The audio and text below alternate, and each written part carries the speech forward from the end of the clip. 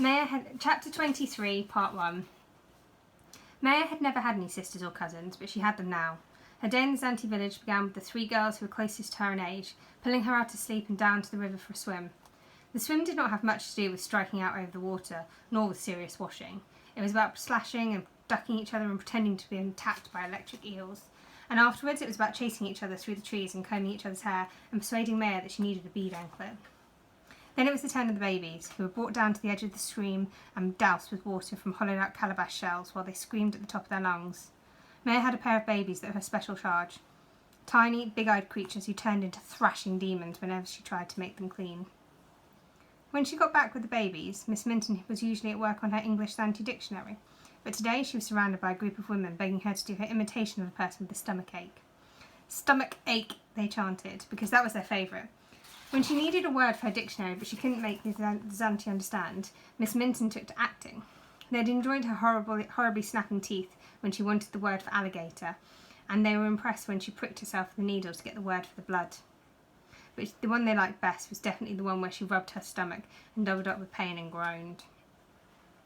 Yet, when Miss Minton, soon after she had arrived, was struck by one of her blinding migraine headaches, there had been no need for her to act. The woman found her leaning against a tree with her eyes shut and came back with a disgusting dark green brew of bitter leaves, which she forced herself to drink, and in a few hours she was herself again. The Zante village was not the dark huddle of huts in the gloom of the forest that Maya had expected. It was in a clearing open to the sky. At night they could see the Southern Cross and the stars so bright they seemed unreal, and by day the sun shone down on the compound where the children played and the animals wandered. Nearly all children had pets.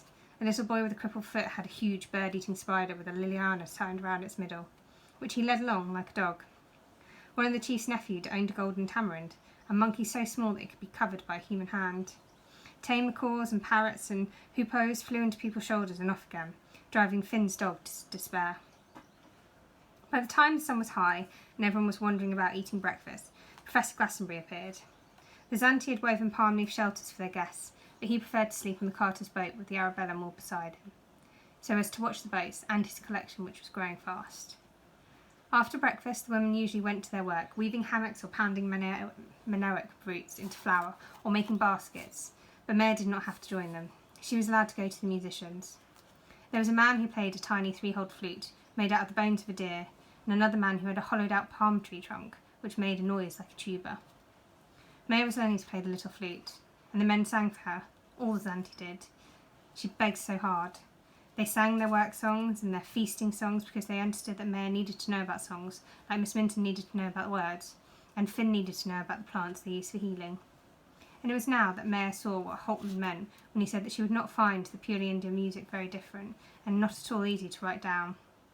The songs were wild and strange, and often seemed to have no tune at all, and yet the more she heard them, the more she liked them. They wanted a fair exchange. Sing, Maya, was heard as often as stomach ache. Maya had begun by singing funny songs for the children because she knew how much the Zante liked to laugh. There was the old folk songs they liked the best. Sad songs in the minor key, which the lovers were separated, ships sank and people went by open graves. By midday, the Zante were usually asleep again, in their hammocks or under the trees, and Maya and Finn would wander off to a cool part of the riverbank, keeping a wary lookout for Miss Minton, who might suddenly decide that they should do some mental arithmetic or Latin verbs. "You know I told you what my father said you had to do? Seize the day," said Maya. "Well, it seems to me there's no point in doing that here. You don't have to seize it. They just give you the day." Finn spent much time with the old chief and the men who surrounded him. Because he had spoken a few words of Zante before he came, Finn learnt quicker than the rest of them.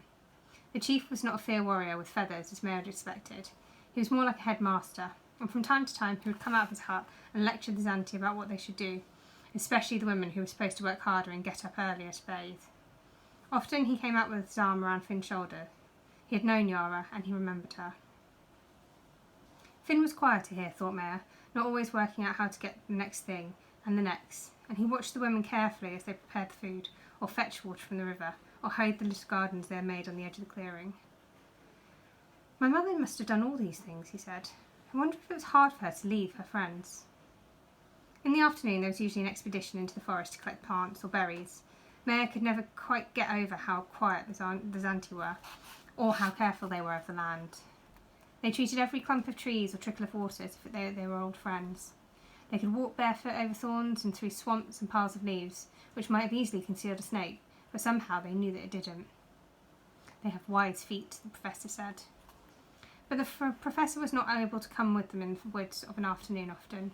When he first came, he had drawn a giant sloth on packed sand, a terrible creature with long hair and fearsome claws, and as Auntie said, yes, they knew of such a beast. They had their own name for it, and soon everyone was roaring frightfully and lumbering about and waving their dangerous claws. They said it had lived in caves off a ridge of high ground upriver, and after that the professor's life was no longer his own. By midday, every man who could be spared, and some who could not, had piled the deck of the carter's boats with logs, and was waiting on board to show him the way. To travel on the fireboat after a lifetime of paddling canoes was the best thing they could think of. So far they had found no traces of a giant sloth or its bones. They had not even found the caves, but they had found other things. Fossilised fishes and strange stones and the seeds of a flower that only blossomed every 20 years, all of which the professor stored away. And there was always tomorrow. But on the day which ended so strangely, the men had not been out hunting. The Zanti were not warriors, they did not fight battles with other tribes, and when danger threatened they simply disappeared into the forest, often staying away for weeks. But when food was needed, they could use their bows and arrows with a fearful skill, and now they returned with 2 wild pigs, a brocket deer and a pair of plump bush turkeys. "Oh dear," said Miss Minton. "I'm afraid that means the party." She was right. The Zanti were very fond of their parties. They liked everything about them. They liked painting their faces in interesting ways, they liked making ornaments to wear, they liked feasting and dancing, and they very much liked getting drunk on the beer that the woman brewed from the manioc roots. Miss Minton had at first tried not to come to the parties and to keep Maya down by the boats, but the Zanti had been so surprised and hurt by this that she gave in, and now she and Maya sat on the edge of the circle of firelight and watched. Maya's sisters had implored her to smarten herself up a little. They brought bowls of red Eureka dye and black genestica, and she let them paint her face, and even Miss Minton agreed a dab or 2 of red on her forehead and a coronet of toucan feathers. Not that Miss Minton needed any dressing up. As soon as there was any sign of a party, the women fetched Miss Minton's milk tooth necklace and hung it round her neck. She had tried very hard to give it as a present to the tribe, but they refused to take that. It was too valuable, they had said. Finn was sitting with the old chief and his brothers. It was strange, thought Maya. In Manaus, Finn looked Indian and exotic. Here, he looked thoughtfully into the fire. He looked extremely European. Maya loved the beginning of the feast before everyone got too drunk. The smell of roast pork mingled with the smell of the wild lilies that grew around the huts, the soft breeze fanning her hot cheeks, the firelight, and above it the brilliant stars. Soon the men began to dance, and presently the women joined in. But then came the words that Maya dreaded. "Sing, Maya," called the Zanti, and her sisters came and pulled her to her feet. So she sang, and because feasting was a serious business, she sang a song that her mother had loved, particularly, the Ash Grove.